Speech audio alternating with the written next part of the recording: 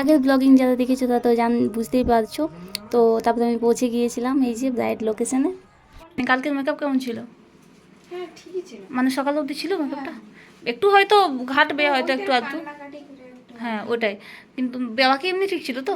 আচ্ছা আজকে আশা করছি আজকে আরও বেশি ভালো হবে, কারণ কালকে সত্যি সিচুয়েশনটা খুব খারাপ ছিল জানো।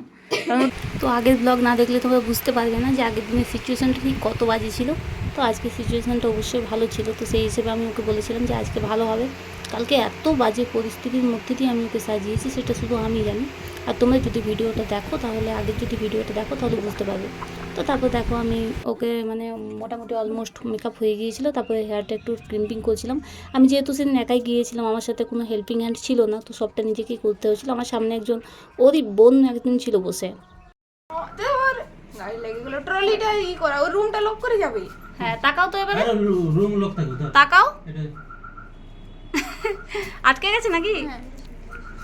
দাঁড়াও, হ্যাঁ ঠিক আছে তাকাও, এটা ঠিক আছে। জুতো আমাকে পড়লে তাকাও দেখছি, চলো এবার তাকাও এদিকে। নিয়ে নিচ্ছে টাকা নিয়ে এত ব্যস্ত হওয়ার কিছু নেই। ওদিকে আছে বলছে না, চন্দন এইদিকে নিয়ে এসেছি। হ্যাঁ আছে, ঠিক আছে তুই নিয়ে যাবি তাহলে।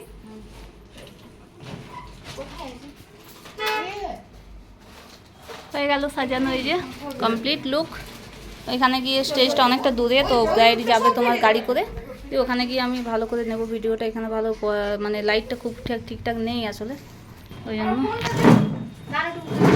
জয়ন্তী তাকাও ওইদিকে একটু, কি ভালো লাগছে দেখতে আজকে, সত্যি অনেক সুন্দর লাগছে। হ্যাঁ আমার তো খুব ভালো লাগছে, একদম পুরো রানী রানী লাগছে সিরিয়াসলি।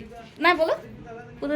তো যেখানে আমি সাজিয়েছিলাম সেখান থেকে 3 কিলোমিটার দূরে ব্রাইডের যে মানে রিসেপশনটা হচ্ছিল, তো ওইখানেই ছিল। তো ওখানে আমিও চলে গিয়েছিলাম, যেহেতু আমি স্কুটিয়ে গিয়েছিলাম একাই, তো আমি তারপরে ওখানে গেলাম, গিয়ে ভিডিও ছবি কিছু নিলাম।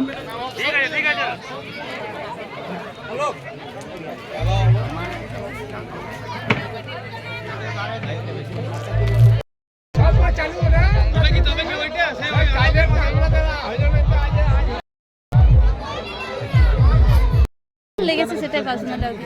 কেমন লাগছে বলো, জোরে বলো, বলো। আমার খুব ভালো লেগেছে আজকে। আচ্ছা স্যাটিসফাইড তো? আচ্ছা ঠিক আছে।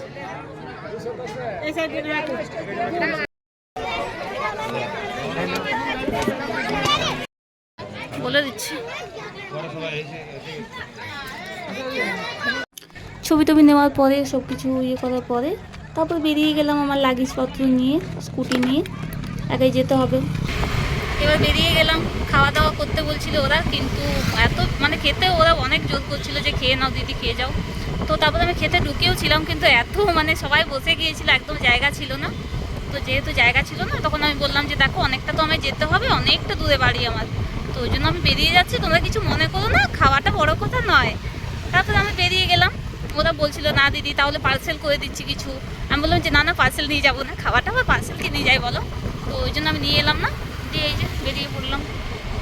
আর এখন একা একাই যাচ্ছি এত রাত্রেবেলা, আর দেখো রাত্রেবেলা বেশি রাত্রি তো অবধি একা একা যাওয়াটা ঠিক নয়, তো সেই জন্য আমি আর বেশি লেটও করতে চাইলাম না। 7টা বাজছে, এখন বেরিয়ে গেলাম 7টার সময়। আর ওকে রেডি করেছিলাম মোটামুটি 6:30টার মধ্যে রেডি হয়ে গিয়েছিল। 60-70-এ গাড়ি চালিয়ে এলাম, কারণ লেট হয়ে যাবে ওই জন্য, আর আমার রাত্রি হয়ে যাচ্ছে না ওই জন্য একটু ভয়। अंगूर হচ্ছে 235, 230। কোনটা 30? ये वाला 35 रुपये, ये वाला 30 रुपये। হিন্দি में চলে গেলে? हिंदी में चले गए ना। দুটো আইসক্রিম দিয়ে দাও, তোমার ওই রাবড়ি রাবড়ি 10-10-এর গুলো, হ্যাঁ দুটো দিয়ে দাও, দুটো রাবড়ি দিয়ে দাও। আর কিছু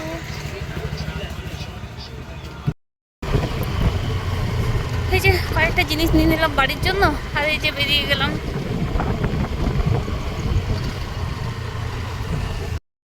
চলে এলাম বাড়ি, এই যে বাড়ি